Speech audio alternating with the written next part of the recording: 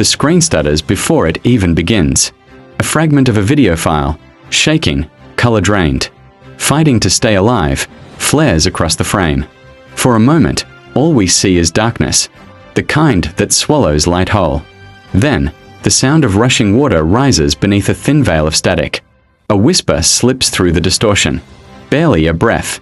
Don't delete it. And then, everything collapses. The image fractures, pixel by pixel, until the entire file dissolves into a hiss of white noise. One final glitch. A blink of corrupted metadata. Black screen. Silence. But the question remains, hanging there like a cold echo.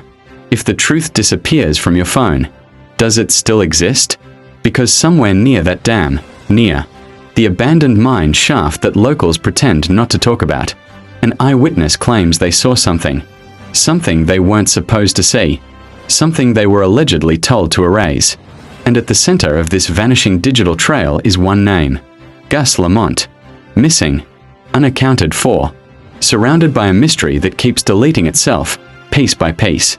Tonight, we rewind what's left of the evidence, before it disappears again.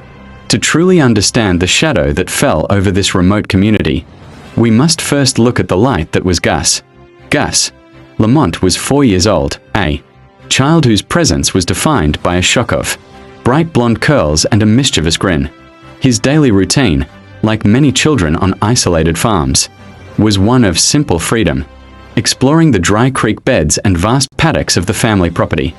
On the day he vanished, he was last known to be playing near the great rusted fence line, just a few hundred yards from the homestead. This area is beautiful, yes, but it's also brutally unforgiving. The Lamont property borders a stretch of federally protected land dominated by two key landmarks that would come to define the case. First, the local dam, a vast, stagnant body of water that the community relied upon. And second, the abandoned copper vein mine. Locals refer to it simply as the hole. It's a gaping, unsecured shaft, a relic of the region's boom years, notorious for its instability. It's the place all parents warned their children to avoid, a permanent, dangerous scar on the landscape. The first major contradiction in this case stems from an individual, known only as Witness A.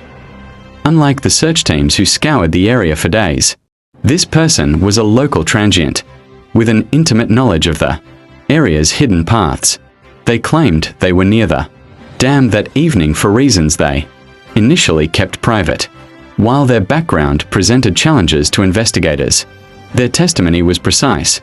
They saw something near the dam, and they believed the official search missed a crucial area, an overlooked crevice close to the waterline. The early official reports dismissed their claims. The local testimony insisted they were right. These early contradictions, the official narrative versus the local eyewitness, are the first fracture in the case. We must note, some crucial details in this story remain unconfirmed, and we handle them with the caution and empathy this tragedy demands.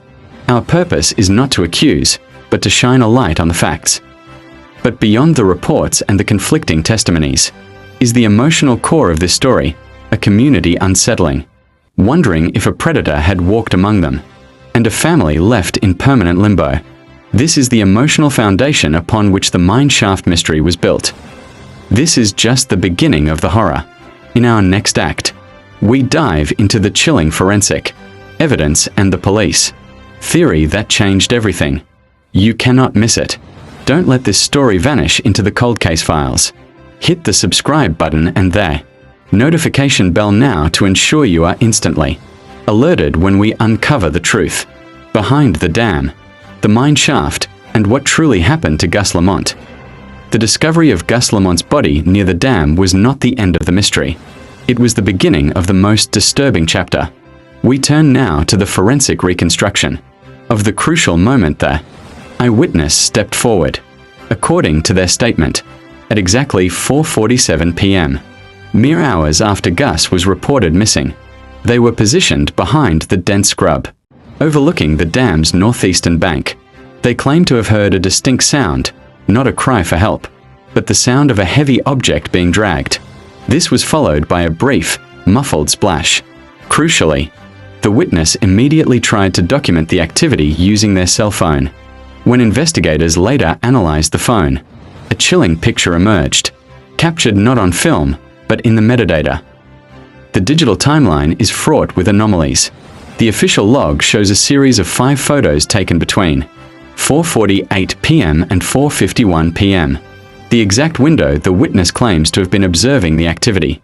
However, when police attempted to retrieve these files from the device's internal memory, they weren't there. They were missing photos.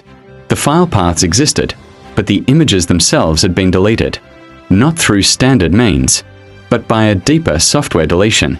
Furthermore, the metadata inconsistencies deepened the puzzle. The timestamps on 3 unrelated video files recorded that morning were inexplicably altered, all changing to a date 3 days prior to the incident, and a key message timestamped just after the sighting. A message the witness claims was innocuous now appears corrupted and unreadable. This brings us to the central investigative question. Was the deleted photographic evidence, the warped timestamps, and the corrupted message file just coincidence? A series of device malfunctions and user errors in a moment of panic? Or was this evidence of something coordinated, a deliberate attempt to erase a digital trace that would have instantly solved the mystery of Gus Lamont? In the hours following the discovery of Gus Lamont's body near the dam, law enforcement's initial response was one of swift containment. Public statements stressed cooperation and transparency. Their official position, as released in a terse public briefing, was that the search had been exhaustive, and the finding was a grim conclusion to a tragic accident. They urged the public not to speculate, emphasizing that they had established a clear, albeit tragic, timeline of events. But the community's experience told a different story. Local search teams, men and women who knew this rugged land intimately, described the terrain around the mine, shaft and the dam as treacherous, full of hidden ravines and overgrown gullies. They argued that an initial sweep, no matter how thorough, could easily miss a location like the small, muddy depression where the body was ultimately found. The locals were already operating on a community timeline that suggested the victim had been gone for hours before the police launched their coordinated effort. This brings us back to the eyewitness and a deeply concerning report. We must present this carefully and ethically.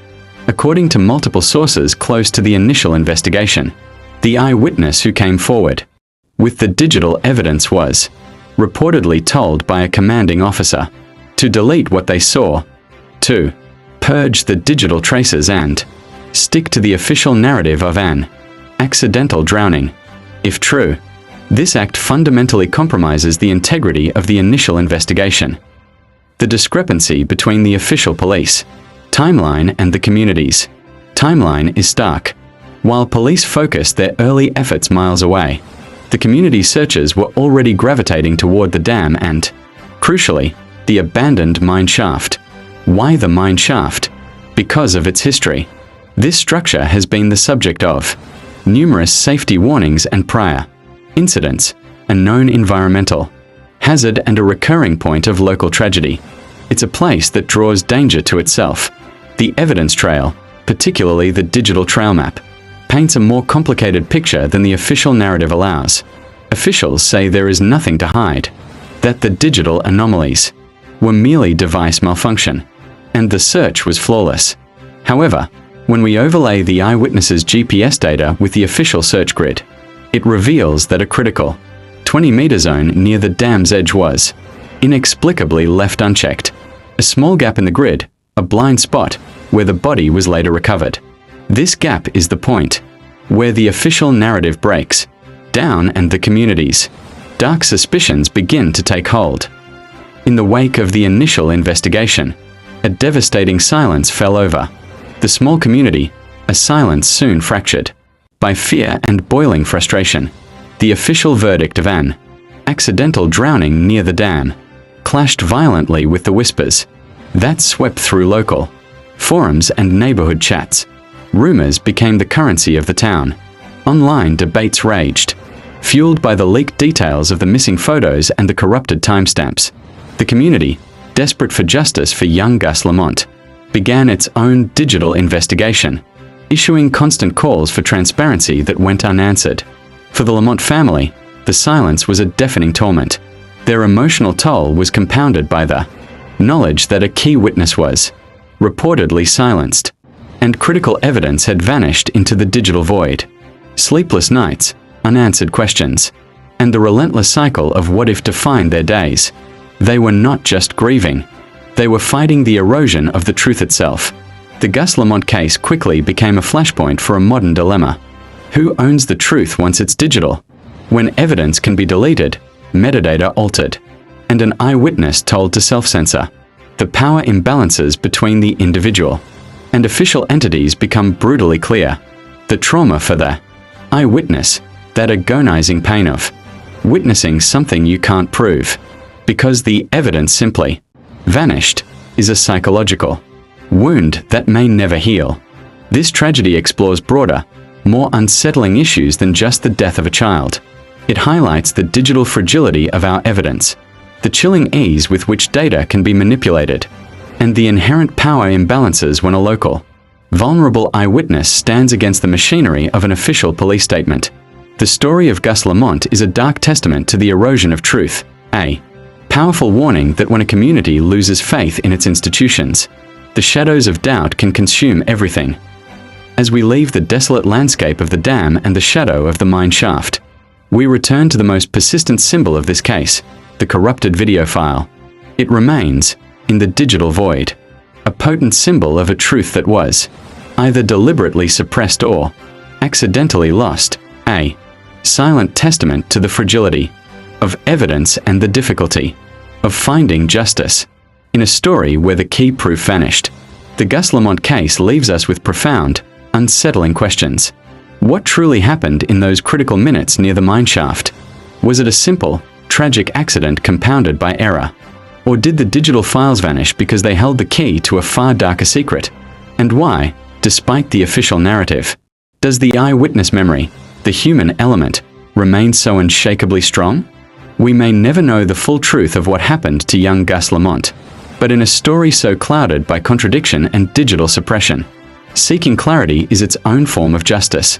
It is our moral obligation to ask the hard questions and to ensure that stories like this, even incomplete, are not allowed to simply fade. And so, we leave you with a final moral reflection, one that applies to every tragic story shared online. Before you share a detail, before you pass along a rumor, ask yourself, am I spreading truth, or am I amplifying trauma? Let the pursuit of justice for Gus be defined by verification, not by speculation. If you are committed to finding clarity in complex true crime stories like this one, we ask you to join our community. Subscribe and hit the bell to support investigative deep dives that hold power accountable. Share this responsibly, and if you have verifiable tips, not rumors, but facts, please direct them to the appropriate authorities. The shadows remain, but the light of inquiry must not fade.